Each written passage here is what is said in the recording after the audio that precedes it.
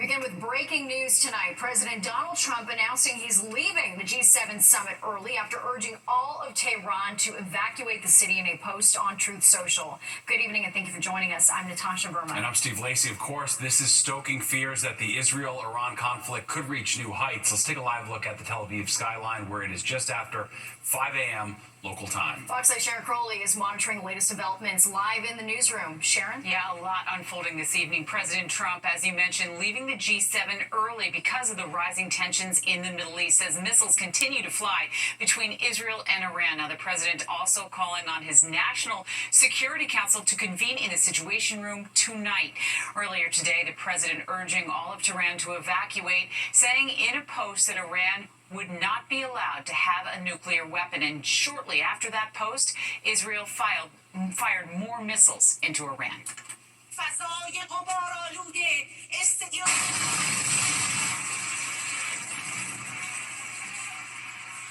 Set of a live broadcast on Iranian state TV was shaken and filled with debris after the building was hit by an Israeli strike. Iran's foreign minister calling the strike a, quote, wicked act of a war crime. Now, the Iranian government is reportedly reaching out to regional powers to help stop the fighting. Asked about a possible ceasefire at the G7 summit, the president would only say they want to talk. Then the president explained why he's leaving before the summit's over. Well, I have to be back. Very important. I want to just thank our great host. Thank you in Canada. But you probably see what I see, and I have to be back as soon as I can. We're going to have dinner with these wonderful leaders, and then I get on the plane. I have to be back early. Well, Israel says it continues to hit Iran's nuclear sites, but the most important could be a facility hidden deep below a mountain that experts believe only the U.S. has the capabilities to destroy. Defense Secretary was asked whether the U.S. is going to get more involved in the conflict. He talked about it on the Fox News channel earlier this evening. We're in the region to defend our people and our assets, and Israel took an action out of self-defense. We believe that Iran, as President has said from the beginning, should not have a nuclear weapon. That position hasn't changed. They can give it up peacefully. That position hasn't changed. And as a result, right now, we've got assets in the region, and we're going to defend them. And we're going to be strong in the process. So people are reading into a lot of aspects right now. We're strong. We're prepared. We're defensive. And President Trump hopes there can be peace. Well, Israel, of course, began strikes against Iran over its nuclear program. Iran has been retaliating, firing ballistic missiles at Israel ever since. Now, Israeli Prime Minister Benjamin Netanyahu today saying that the strikes have set Iran's nuclear program back years, he says. And he says that he's also been talking every day with President Trump. Steve? Very well. All right. Thanks, Sharon. Keep it locked on Fox 5. We're going to be joined by a retired U.S. Army major and military analyst to discuss the escalating conflict between Israel and Iran in about 10 minutes. Now the latest on violence breaking out at the criminal court building in Lower Manhattan, resulting in court officers being brutally attacked. And as you can see, it was all caught on cameras. This is video obtained by the New York Post. Fox 8's Kendall Green is live in Lower Manhattan with the very latest tonight. Kendall? Hey, good evening, Steve and Natasha. It was a typical start to the work week for those court officers until one man barged through the metal detectors and went on that stabbing rampage. And as you just said, it was all caught on camera. Let's take a look at some of the video from inside. Now, we can't hear what was said, but we see within a matter of seconds, the guy stormed through the metal detectors armed with a knife, appears to stab one of those officers on the other side. He rushes back out and stabs another before he's tackled by the other officers on guard in the lobby. Now, we're told 3 of them were also injured. Watch the video. It was extremely horrific. Those officers are lucky to be alive. On behalf of Mayor Adams, I extended the, sympathy and told him, the mayor is here. Whatever he needs, this administration will support.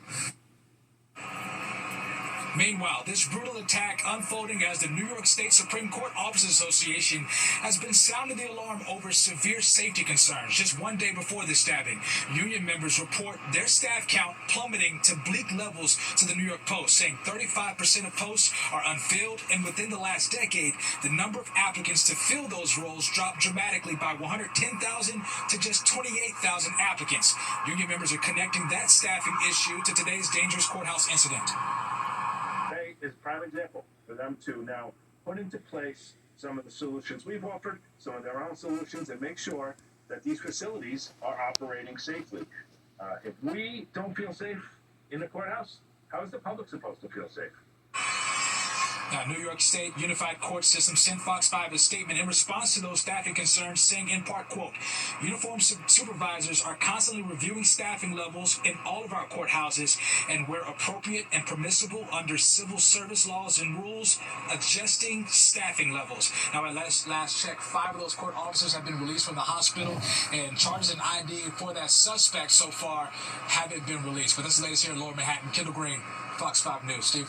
All right, thanks, Kendall. Well, this just in, a man's been taken into custody for climbing a Roosevelt Island tram tower. Here you can see pictures of emergency crews trying to get the man to safety. Officials say a 911 call was placed just after 7 o'clock tonight, reporting a man climbing the tower. Police say he eventually surrendered.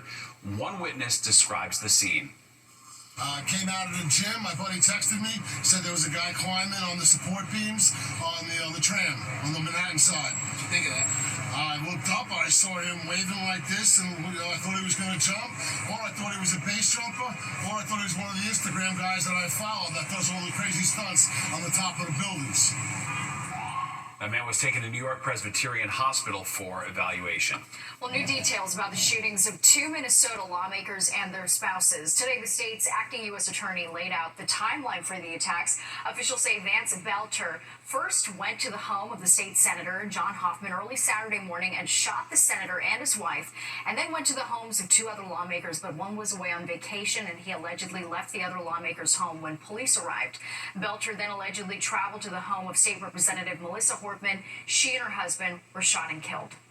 It is no exaggeration to say that his crimes are the stuff of nightmares. Belter stalked his victims like prey. He went to their homes, held himself out as a police officer, and shot them in cold blood. Belter is facing both state and federal charges, which could carry a sentence of life in prison or the death penalty. And new tonight, a car crashing into scaffolding in Kips Bay. This happened just before 6 o'clock tonight near the corner of First Ave and East 29th Street. No word yet on any injuries, but quite the scene there.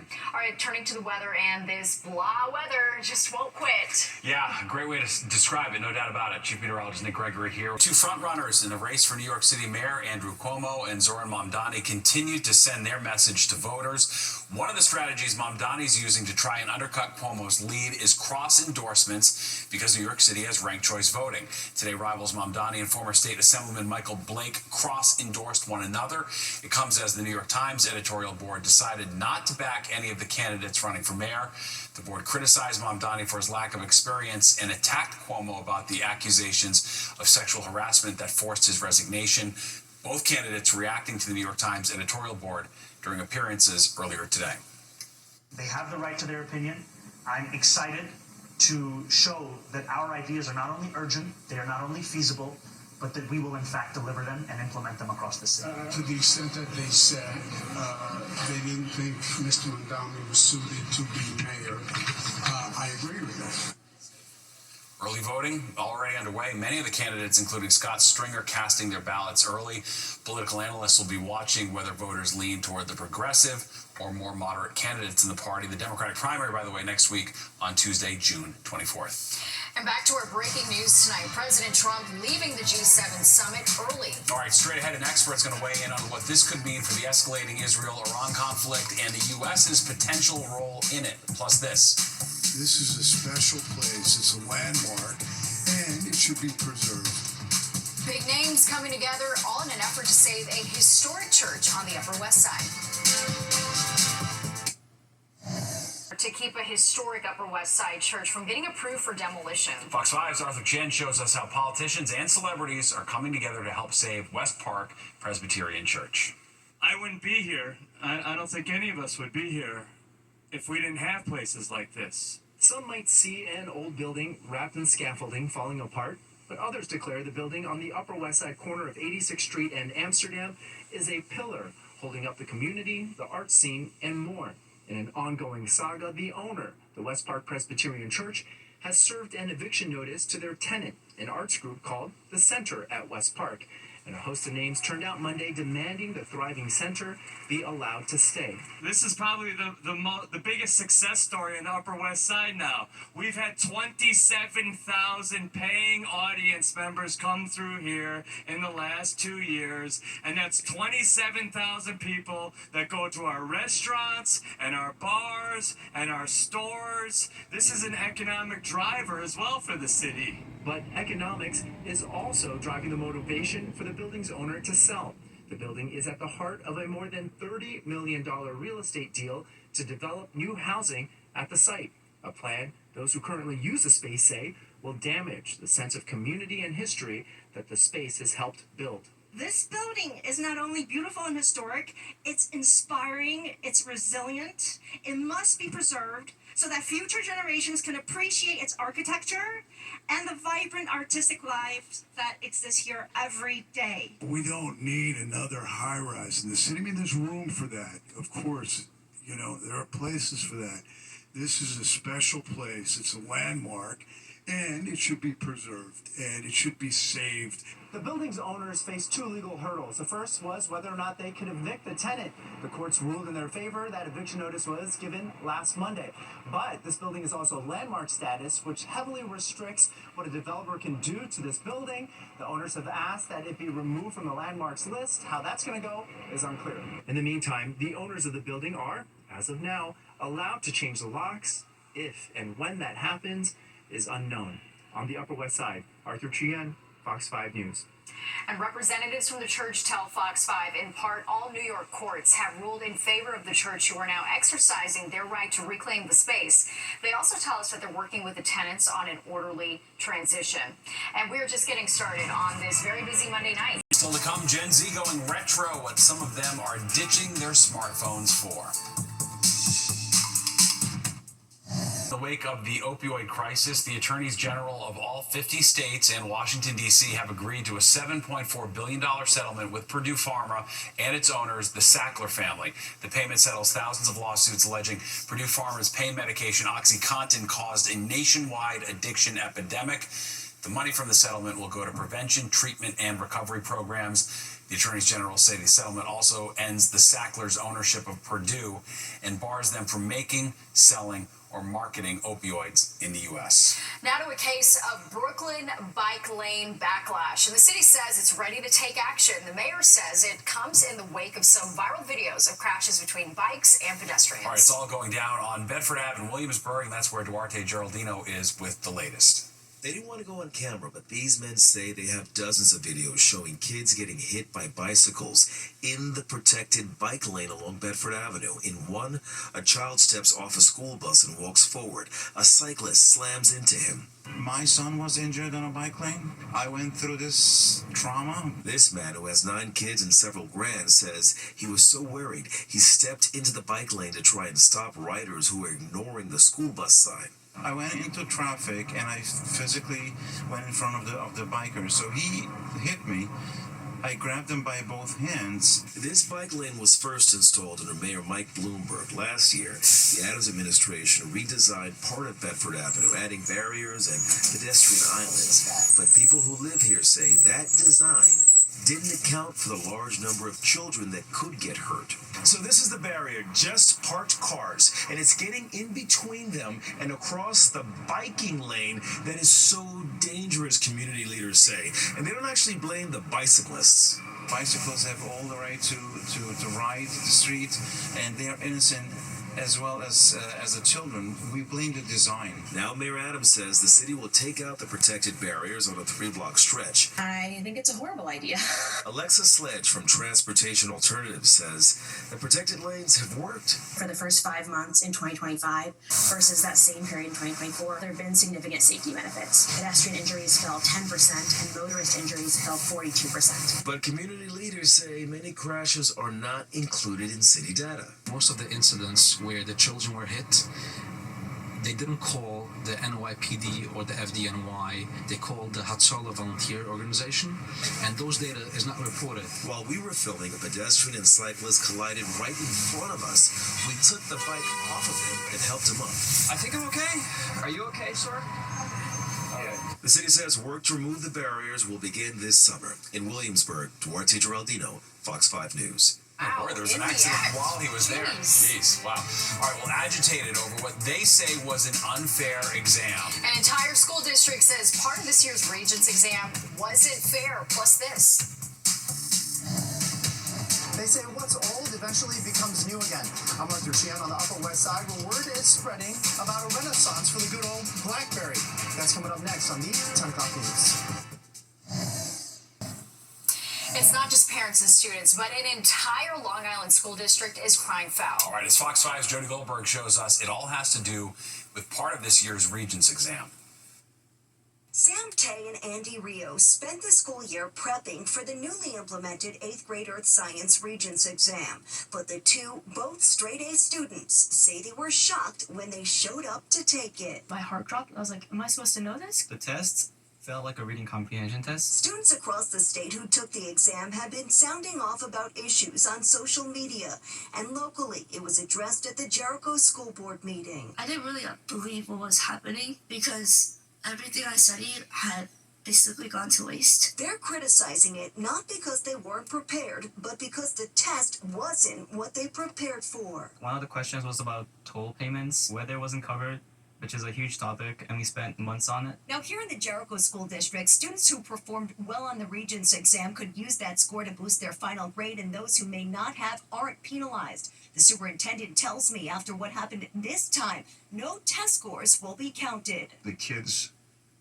studied and mastered material that was not accurately tested. Why should we then take this test and use this test to grade our kids? Superintendent Hank Grishman says the state education department has a history of mishaps. There are many people who've seen the exam and said that the reading level of the exam was not fair. But the New York State Education Department says it follows industry standard test development procedures and that extensive information and materials have been released to support teachers and students in preparing for this content.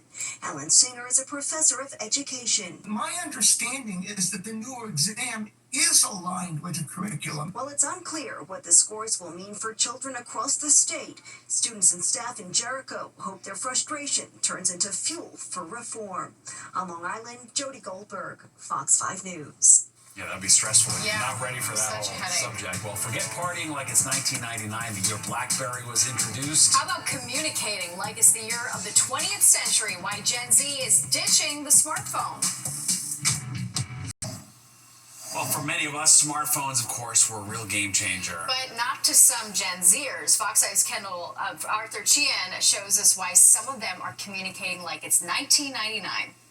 Remember these? Well, BlackBerries, once the phone of choice, are seeing a resurgence in popularity. Not among millennials or Gen Xers, but Gen Zers, who are in their teens and 20s, trading in their iPhones for a BlackBerry. Nostalgia tech, it's called, and it's gone viral. One of my friends did it. It's like disconnecting, like not addicting to your phone anymore. It's like your phone's very basic, like calls and stuff like that. This desire to ditch smartphones and go retro isn't new. Phone addictions, addictive algorithms, and other mental health issues brought on by smartphones has more and more people asking if they are using their smartphone or if the technology is using them. Gen Zers are now the first generation to untrap themselves. Gen Z, over the last few years, has been the one category, the one generation that has slowed down their internet use, their social media use. There aren't any new BlackBerry phones hitting the market, so Gen Zers are scouring online markets to find old ones or raiding their parents' stash of old tech. Risa has 3 Gen Z children, and she's more apt to dig it out than her kids. The keyboard was better,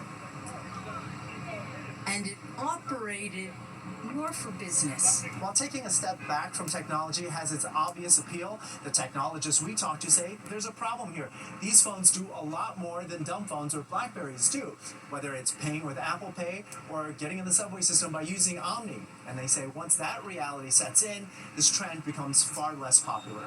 Experts say one can still take control back while keeping their smartphones, by distancing them. Putting them away at night, leaving them in a different room, again, putting apps on their phone to make sure that that they don't have the ability to be able to go, and then also track their time so that they can literally see by trends how often they're going on social media. And finally, with this BlackBerry trend, based on feedback we got on the streets, iPhones in particular are hard to pry out of the hands of New Yorkers, whether they be Gen Zers or not. This is all I know. Disconnecting from the Upper West Side, Arthur Chien, Fox 5 News. You had a BlackBerry. I did. I loved it. I was so good at Brick Breaker, that little video game. I had one of the highest scores in BlackBerry history. I really did. What is old is new, I guess. I guess so. According to Gen For a Z. minute or two, we forget part of it. All right, let's go, Nick, now for a look at the forecast. We are bored of this weather. Yes. One more day of this gloomy stuff before summer really kicks into gear. Yes, I mean, even on Wednesday, slow improvement coming our way. It's the end of the week that you're really going to see summer weather right on time, because summer's going to arrive officially Friday night. So we'll be looking forward to that. College Point, Queens, you may want to bring your appetite, as today kicked off Restaurant Week, a wide range of restaurants in the neighborhood all taking part to showcase its cultural diversity. Organizers call the neighborhood a hidden gem for foodies, and restaurateurs want to showcase their best dishes. You should come here because we strive for service. We strive for service and consistency.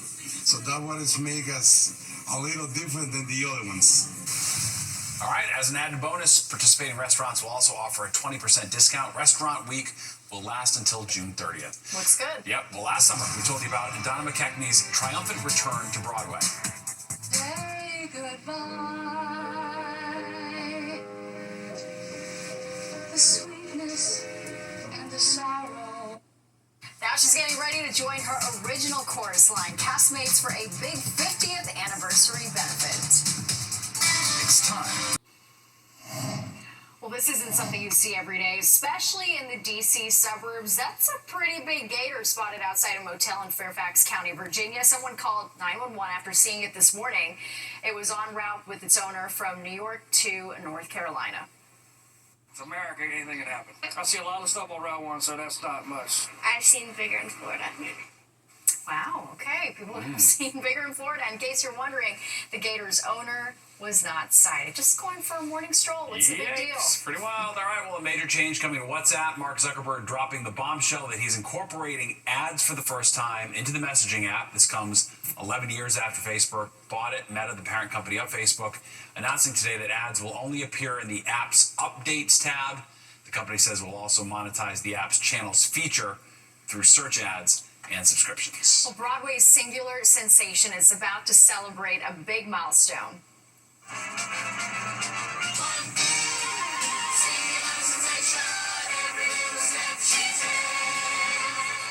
A chorus line, once the longest running show on Broadway, will celebrate its 50th anniversary on Sunday night, July 27th at 7:30 at the Shubert Theater, where it ran for more than 14 years. Among the original cast members reuniting to show what they did for love, Donna McKechnie, Kelly Bishop, and Priscilla Lopez. Tickets go on sale June 30th. Proceeds will benefit the Entertainment Community Fund.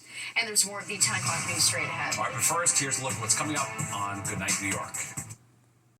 All right, today the Yankees begin their 16th annual Hope Week initiative. Love Nana creates gift bundles of baby clothing for families in need throughout the area. It also provides opportunities for individuals with intellectual disabilities. Stars like Aaron Judge and Cody Bellinger were on hand to show their support. The Yankees Foundation presented a check to Love Nana for $10,000. That's awesome. Yep, very nice. All right, that does it for us tonight. If you missed any part of the 10 o'clock news, you can always catch an encore on our free streaming app, Fox Local. Have a great night. We'll see you tomorrow.